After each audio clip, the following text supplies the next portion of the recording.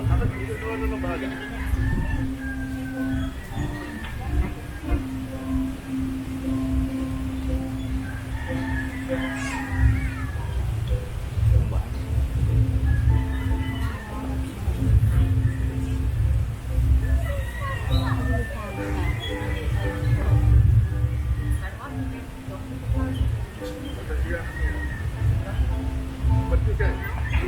the middle, keep going. Now drop them in the middle. And go to sit.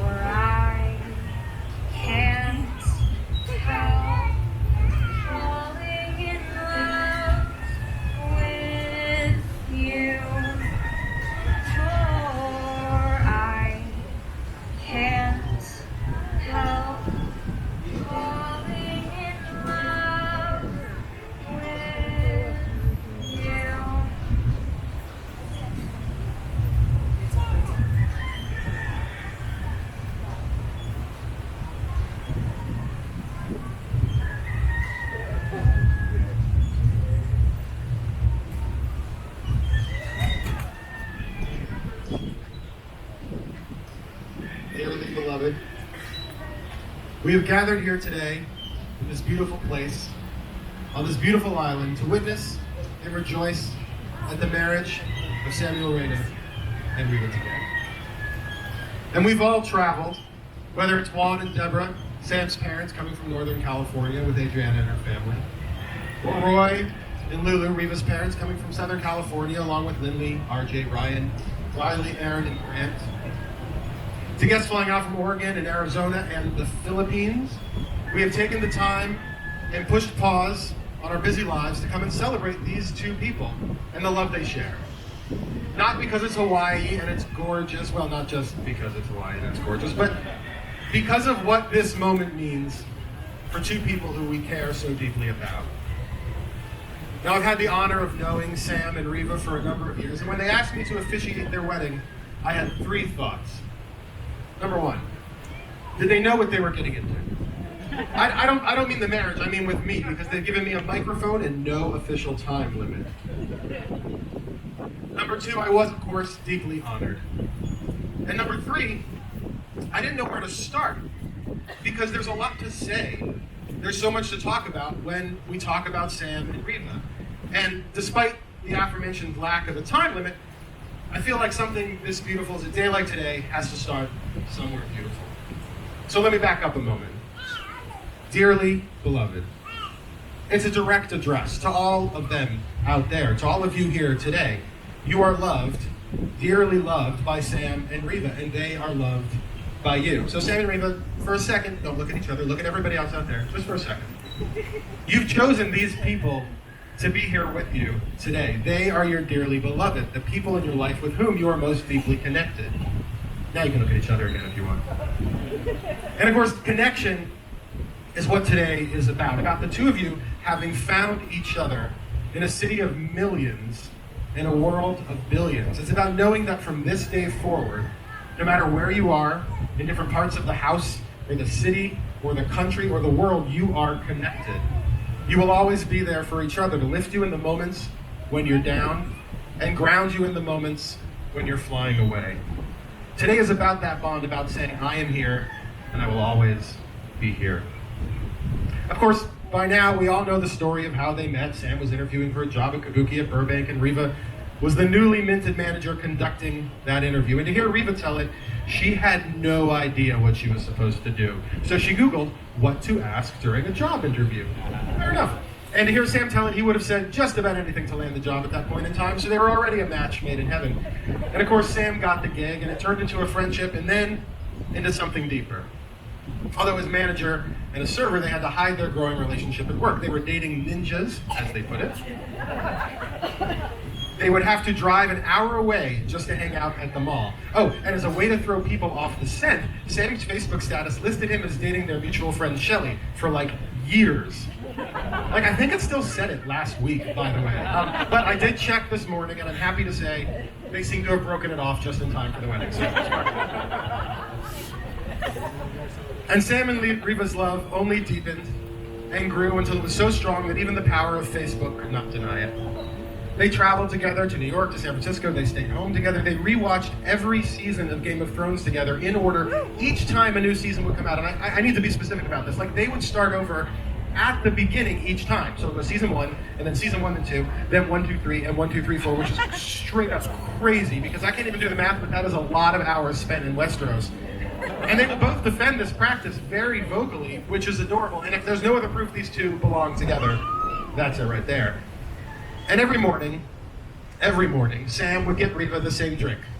A tall hazelnut latte with an extra shot. Until one morning, she just didn't want it. She wasn't feeling it. And Sam immediately said, oh, you're pregnant. And Riva was like, well, no, I know my body. I don't want coffee this morning doesn't mean I'm pregnant. And then there was Ari. And the magic that Ari has brought into your life is stronger than anything in Winterfell. It is stronger than Elsa going into the unknown. Oh, I was kind of hoping she would sing for a second there. Ari is a perfect little person, an amazing blend of you both, this brilliant and funny and adorable tiny thing that you created. And what we're doing here today may be just as much for her as it is for you. And look, I don't have to tell you, marriage isn't always easy, it isn't always simple, but for some reason, for you two, it sort of just feels like it might just be simple. It just feels that right. Poets have tried to put it into words over the ages. I love you as the plant that never blooms, but carries itself in the light of hidden flowers. Drink to me only with thine eyes, and I will pledge with mine. Or in the words of perhaps our greatest poet, Mr. Freddie Mercury, can anybody find me somebody to love? And maybe it all just seems that simple because to hear you two talk about one another is a magical thing in and of itself. Because Riva, when you talk about Sam, you talk about how much you love his heart and his humor. And Sam, when you talk about Riva, you talk about her kindness and her compassion. But what I find fascinating, what I really love, is how you see yourselves in one another. That when you talk about each other, when you talk about the relationship, it's not just he is this or she is that. It's about how the other person makes you better. How you both feel at home with one another, how you both make each other feel grounded and comfortable and more a part of yourselves when you're together.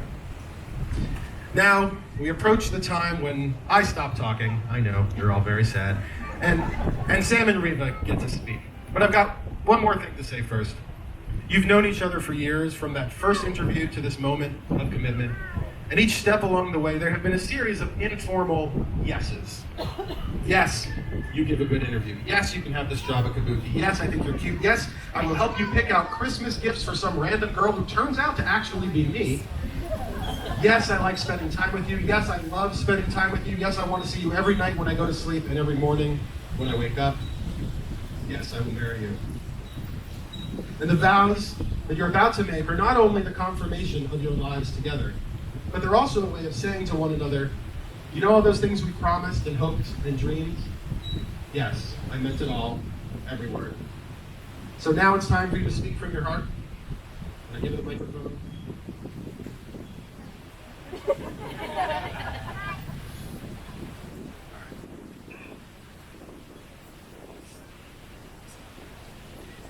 Riva.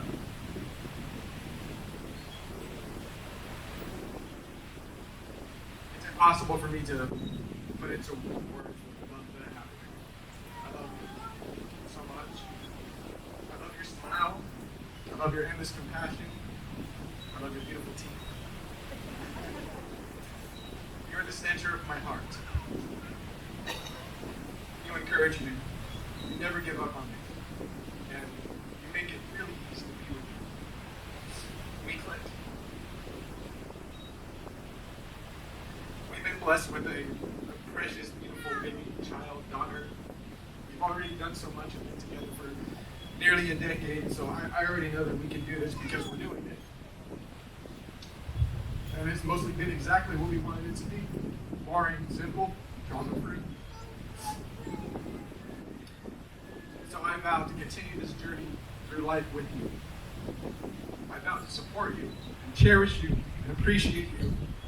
I vow to be the man that you inspire me to be. I vow to be the best father that I can be. I vow to always scratch your back when it gets itchy, up, down, to the left, to the right. But above everything else, I vow to love you until my last breath. I love you.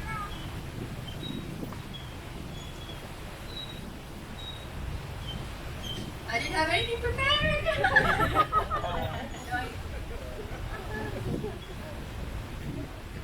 Okay, no. It's okay. Stop, everybody. Yeah. I don't have pockets. Sorry.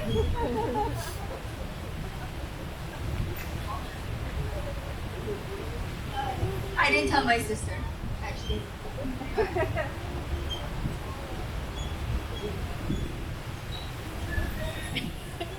It's a little bit funny, this feeling inside. I'm not one of those who can easily hide. I don't have much money, but boy, if I did, I'd buy a big house for Riva. If I was a sculptor, but then again, no, or a man who makes potions in a traveling show. Oh, I know, it's not much, but it's the best I can do. Like it. It's my school. And art. And this one's for you. It's not. It's just a song. But, you know, have the confidence. And you can tell everybody this is your song. It might be quite simple, but now it's done. I hope you don't mind that I put down in words how wonderful life is while you're in the world.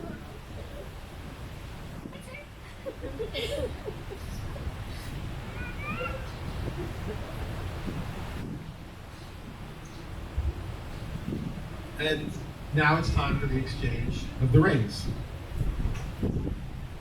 These rings are a symbol of the beautiful vows. Oh, hang on, there's a process. Oh, that's it. These rings are a symbol of the beautiful vows you've both just made to one another, of devotion and connection. And Sam, as you place the ring on Riva's finger, please repeat after me. With this ring, I marry you and bind my life to yours. I marry you and bind my life to yours. It is a symbol of my everlasting friendship, my eternal love, and the promises of all my tomorrows. And as Riva, as you place the ring on Sam's finger, please repeat after me.